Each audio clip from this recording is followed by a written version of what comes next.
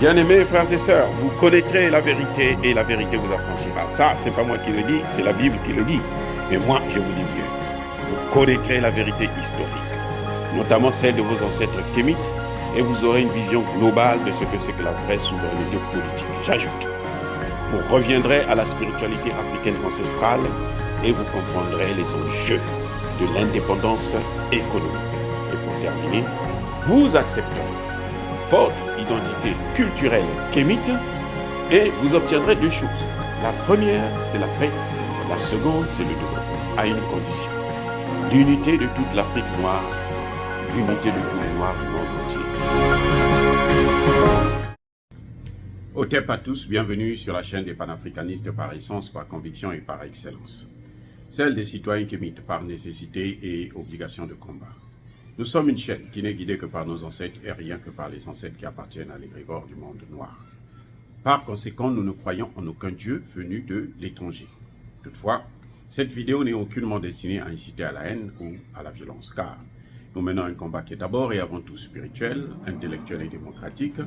Ensuite, il est politique, géopolitique et géostratégique contre l'impérialisme, le colonialisme, le néocolonialisme et l'endocoloniat, qui sont tous qualifiés de crimes contre l'humanité. Nous menons ce combat sur la base du principe fondamental que nous avons hérité de nos ancêtres kémites, qui est celui de la Mahat, c'est-à-dire solidarité, vérité et justice. Vous êtes donc en droit de connaître la vérité et nous avons l'obligation de vous dire la vérité, rien que la vérité, afin que justice soit rendue au continent africain. Et ça, c'est notre modeste contribution dans cette noble lutte en faveur de la souveraineté, la dignité, la solidarité et l'unité africaine. C'est exactement ça que nous appelons le panafricanisme.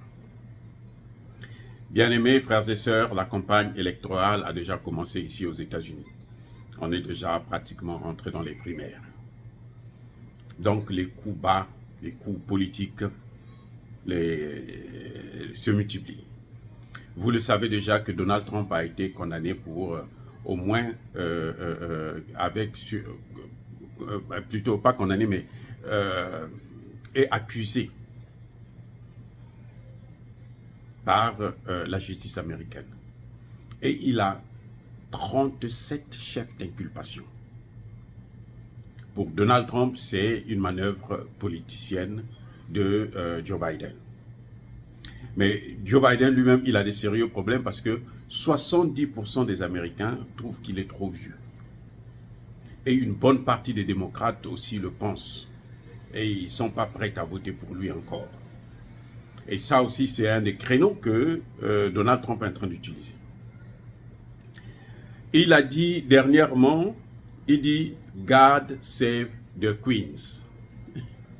Bon, les gens se sont posé la question de quelle Queen il s'agit. Est-ce qu'il s'agit de la reine Elisabeth? Mais la reine Elisabeth est déjà partie, elle est déjà morte. C'est-à-dire que on ne sait plus ce qui se passe. Tout le monde se demande, mais il parle de quelle reine? God save the Queens. Donc, the Queen plutôt. Donc, pour lui, la reine est malade.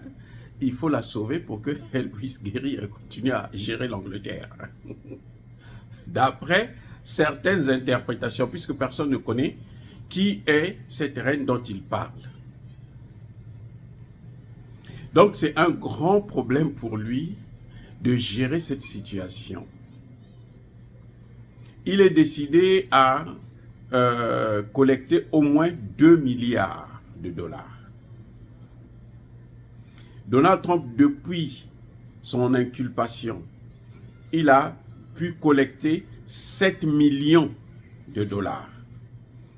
Et cette campagne, comme d'habitude, de toutes les façons ici aux États-Unis, chaque fois qu'il y a une campagne, elle coûte plus cher que la précédente. Donc au fur et à mesure, ça fait commenter.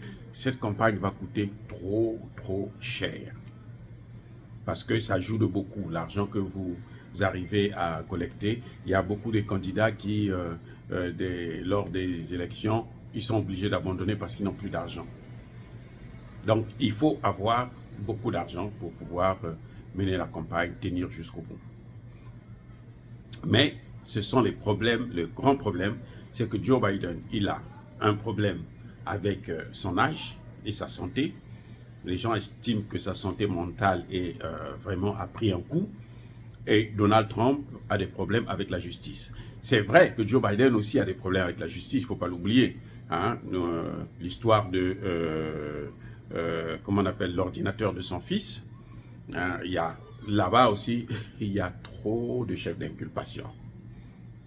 Et parmi lesquels, il y a aussi des chefs d'inculpation pour le père lui-même, Joe Biden. Surtout en ce qui concerne la corruption. Donc on dit qu'il est corrompu jusqu'à la moelle épinière. On ne sait pas encore comment ça va se passer, mais en tout cas, ça s'annonce très, très, très dur. Très, très dur. Et il y a quelqu'un d'autre qui est en train d'avancer, c'est Robert Kennedy, le neveu de Robert Kennedy, qui est en train de venir aussi en puissance. Et ça s'annonce vraiment très, très dur, très, très serré. Et il est en train de monter dans les sondages. Voilà à peu près comment ça fonctionne la démocratie ici. Ne soyez pas surpris de voir, il y a beaucoup qui disent que Joe Biden devrait, en principe, avant la fin de son mandat, il devrait jeter l'éponge pour laisser d'autres candidats démocrates avancer. Et il aurait présenter sa candidature juste pour éviter d'affaiblir son gouvernement. Mais bon. Là, nous sommes encore, c'est une affaire à suivre. Parce que de toutes les façons, l'élection américaine, c'est une élection qui pose problème, hein, qui concerne le monde entier. Parce que ici, nous avons un problème avec la guerre en Ukraine. Nous avons deux positions complètement différentes. Vous savez que Donald Trump a refusé de condamner Poutine.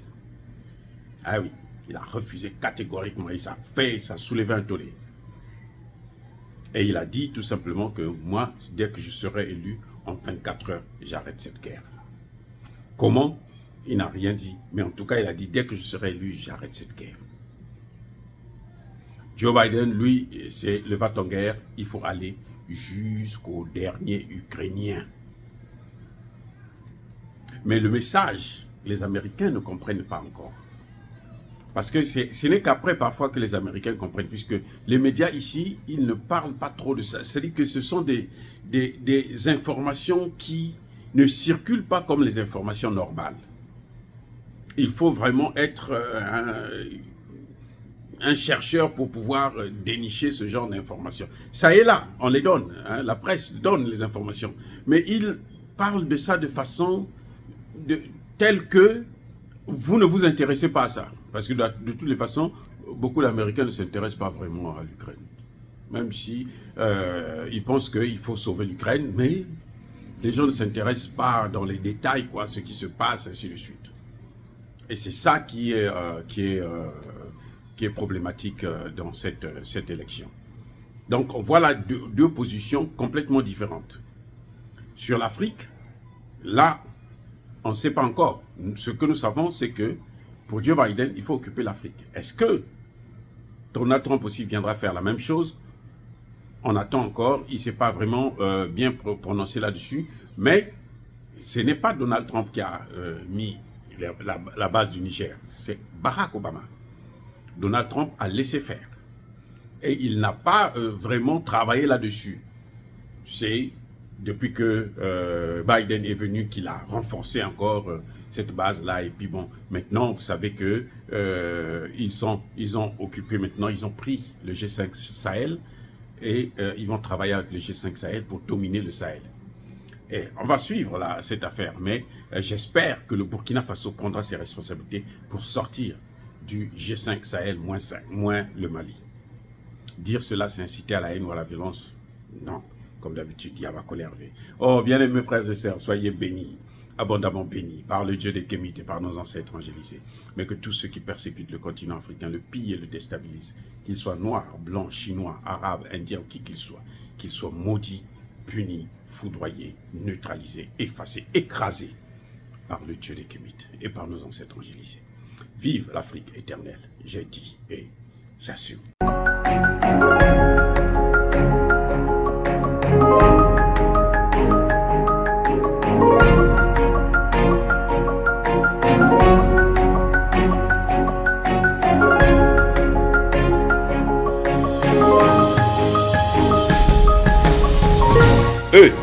marche par la foi et non par la vue.